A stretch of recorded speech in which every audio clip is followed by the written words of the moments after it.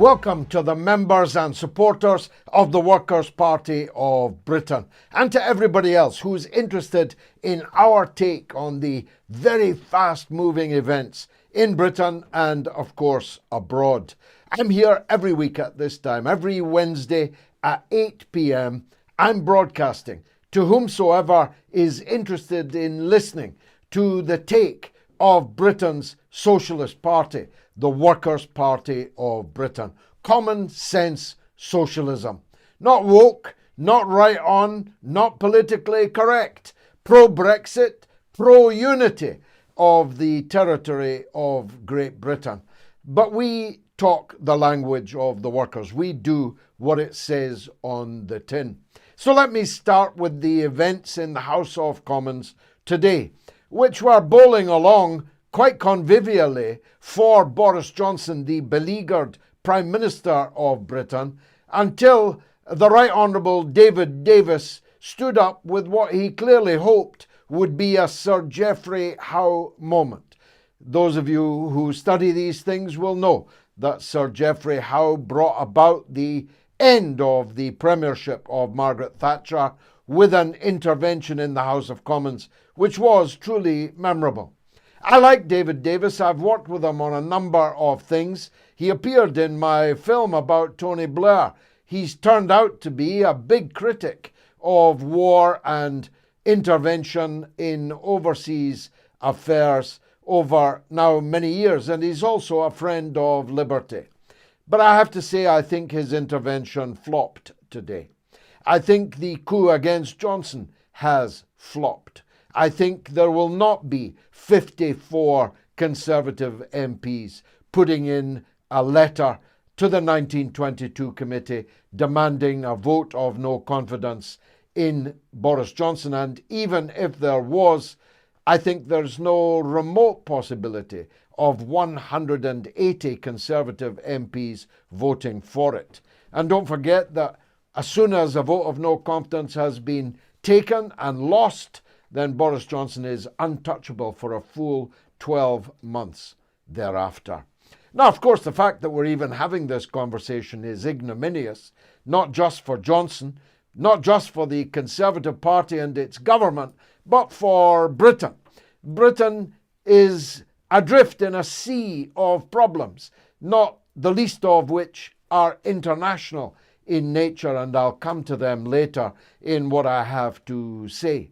But in a country where 180,000 people have died of the coronavirus, a country which has wasted scores of billions of pounds shoveled down the throats of Conservative cronies and party donors and even next door neighbours and local publicans of Conservative MPs and ministers, whose VIP fast track for the allocation of multi-billion pound contracts has just been declared unlawful by the High Court. We've got a government with a lot to do. We've got a country with a lot of serious problems. Build Britain better would be our slogan, but Britain is not being rebuilt at all by a government that is beleaguered and under siege over issues of parties and whether or not a trestle table and sausage rolls makes a work event a party, whether or not the number of glasses of wine and the distance between those clinking glasses was within or without the rules and regulations that the government had imposed upon the rest of us. Hypocrisy is a big issue in government. But it's not the biggest issue that we face. The politicians across the House of Commons are hypocrites, every one. One just crossed the floor today, or slithered across the floor. A Conservative MP for Bury South is now a Labour MP for Bury South, making absolutely abundantly clear how absurd our political system is. He was voted in as a Conservative. Now he's a Labour man, and the constituents of Bury South will get no say on the matter. It's high time that those who cross the floor in Parliament are forced to vacate their seats and test their new principles, in front of their own electorate in a parliamentary by-election. I challenge him now, the snake, whatever his name is. I've never heard of him before until I looked up his voting record today and discovered it's to the right of Genghis Khan. But now he's sitting as a new Labour MP, cheered to the rafters by the other Labour MPs, whilst Jeremy Corbyn is sitting on his own in the House as an independent, unable to get into a parliamentary Labour Party, that Genghis Khan's best mate is now sitting behind Keir Starmer at Prime Minister's Question Time. So I challenge the Labour Member of Parliament for Bury South right now to stand down and have a by-election. And I promise to be the candidate for the Workers' Party if he does. But the rebellion of the Conservative MPs had in any case, even before David Davis rose to speak, begun to run out of steam. My understanding is that only 12 Tory MPs have put in a letter demanding a vote of no confidence. That's a long way short of 54. And I understand that some that put them in this morning have withdrawn them this afternoon. That's my best information from inside the corridors of power. So we're stuck, it seems, with Boris Johnson, at least for the time being.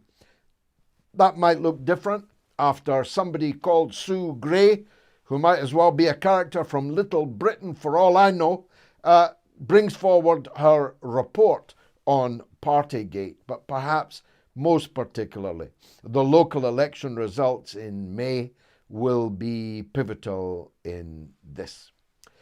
When I analyse the hue and cry that has been got up against Boris Johnson, of course I can see quite clearly what's going on. Dominic Cummings, a mistress scorned, has played a deadly game against his former chum, his former master.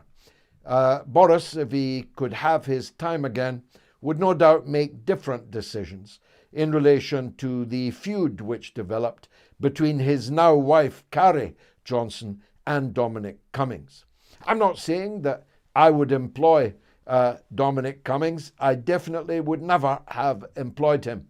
But if I had employed him, I wouldn't have dispatched him unceremoniously at my wife's behest out the door, carrying a cardboard box full of information with which he would damage me and my government thereafter. I'd have found him an ambassadorship somewhere nice and sunny, and I'm sure that Boris Johnson would do that if he could.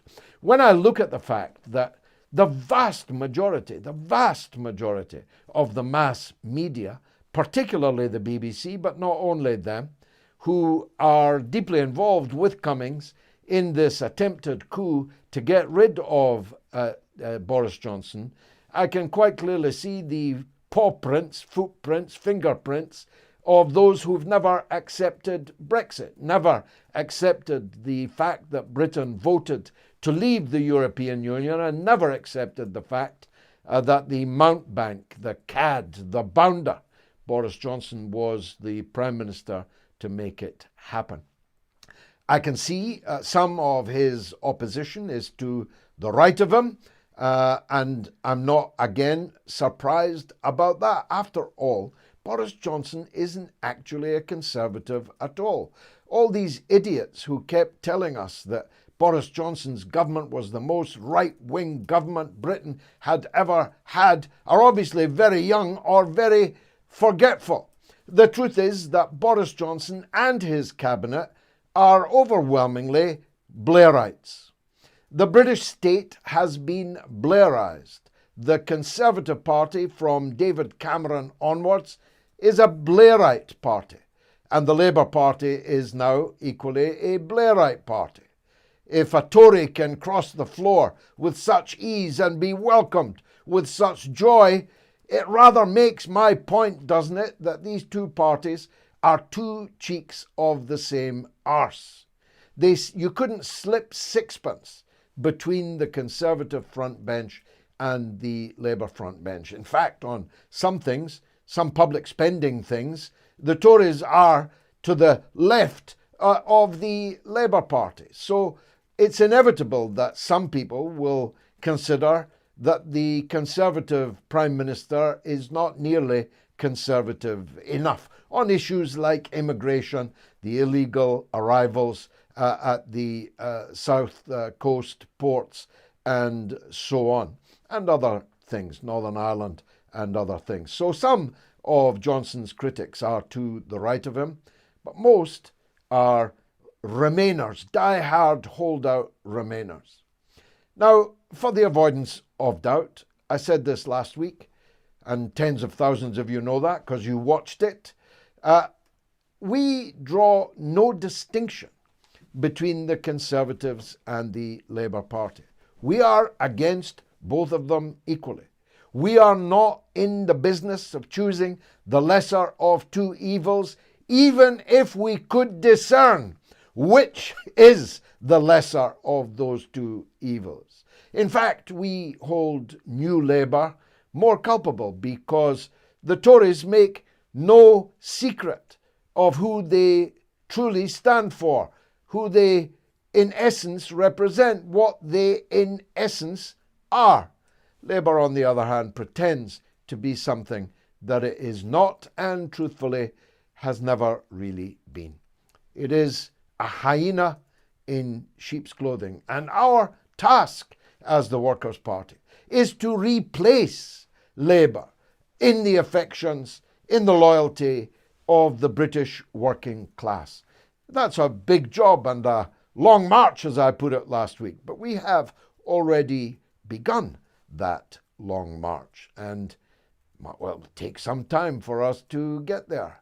It might take 100 years for us to get there, but a journey of 1,000 miles begins with the first step, and that first step was taken by us when we founded the Workers' Party of Britain 2 years ago. Please check us out. Check out our 10-point programme. Now, Boris Johnson will now deploy some naked populism to get back on top. He has begun it. He made the right call before Christmas about the Omicron. Perhaps he'd listened to me a week before he did, when I said that based on my quite close knowledge of South Africa, I felt that the Omicron was the variant that we had all been waiting for and would bring about the end of the lethal toxicity of coronavirus 19. And so it came to pass. Boris Johnson will now announce one ending of a lockdown measure after another, and he'll be cheered by most Conservative MPs for doing so. Some Labour MPs will pretend to cheer, even though they have been egging Boris Johnson on all along to more and more draconian restrictions on the coronavirus issue. The deployment of the Royal Navy in the English Channel will be another populist measure that will be used because, quite frankly, most British people cannot accept hundreds and hundreds of people that we don't know arriving in dinghies and then being distributed throughout the country into hotels at the taxpayers' expense, possibly for years. The vast majority of British people can't accept that. Only Trotskyites and liberals and big capitalists believe that we should have no borders and that we should just allow into the country anyone who arrives here.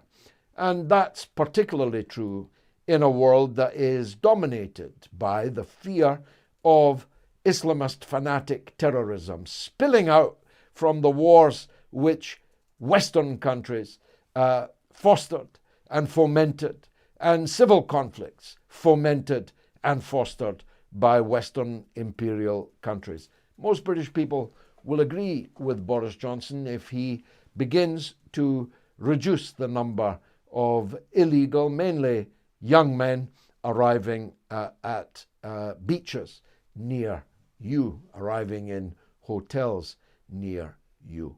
He'll have to do something about this so-called levelling up. I don't know what that even means, levelling up, but he's going to have to put meat on the bones of it, and pretty quickly, because these seats in the Labour red wall that the Tories won, that gave them the 80-seat Conservative majority at the general election in 2019, are all at risk on the basis of the current opinion poll standings of the parties, which currently put a block of wood 12 points ahead of the Prime Minister Boris Johnson.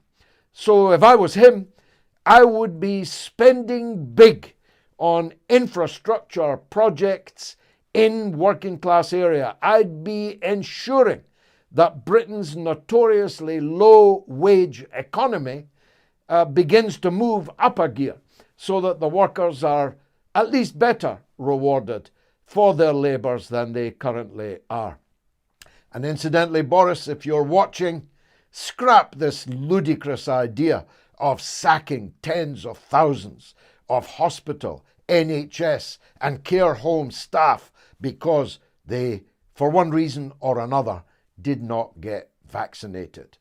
I'm warning you now, that will be an exceedingly unpopular thing to do whilst you're carousing, partying about the ending of the pandemic, the ending of the lockdown response to the pandemic. Now, let me turn to matters international.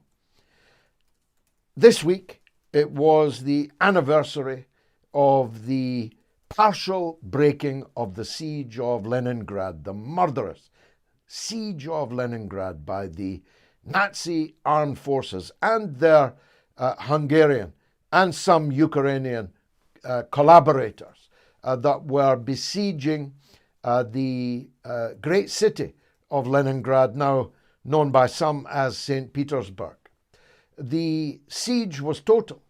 People were eating rats. People were eating horses that lay down on the street. People were starving to death in their tens of thousands. Perhaps 1 million people were lost during that siege of Leningrad. But the Red Army partially opened a narrow corridor which began, at least, to allow the supply of food and medicines into this great historic Russian city. The Finns, imagine, the Finnish army and their Nazi allies continued the siege for quite some time after that, but it was the beginning of the end this week in 1943 when that siege was partially lifted. Just 5 months later came the epic turnaround in the Second World War with the great victory of the Soviet armed forces at the Battle of Kursk, known as the greatest tank battle in history. But more importantly, the moment when the Nazi armed forces turned and began to run, and the Red Army chased them all the way to Berlin. You'll know where I'm going with this, but before I do, let me make an obvious point to you that nobody else does except the Workers' Party of Britain. Nobody else does. If not for the victories of the Red Army in the summer of 1943, the entire continent of Europe might still, in 2022, be under the swastika, be under the jackboot of fascism. Just think about that. Because you won't be taught about it. You won't see it very often on the BBC or in popular culture. And that's for a reason.